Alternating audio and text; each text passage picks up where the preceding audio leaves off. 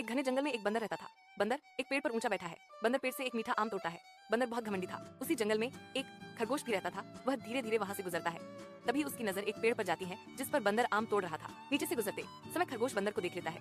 तभी खरगोश बोलता है, दोस्त, क्या तुम मुझे भी ये काम दोगे? बंदर मुस्कान के साथ जवाब देता है, तुम छोटे और कमजोर हो, तुम पेड़ पर नहीं चढ़ सकते। आम खाने के लायक तो मैं ही हूँ। खरगोश को बुरा लग जाता है। खरगोश कुछ नहीं बोलता, उदास होकर चुपचाप आगे बढ़ने लगता है और वहां से चला जाता है। अगले ही दिन जंगल में तेज आंधी और बारिश शुरू हो गई।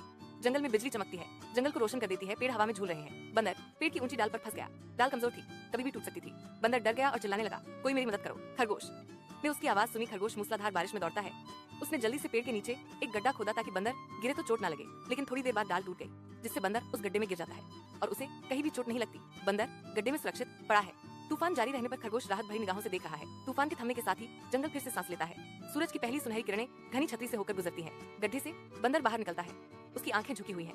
उसके चेहरे पर गहरी शर्म छपी हुई है। उसे अपनी गलती का एहसास हुआ। वह खरगोश की आंखों में देखता है।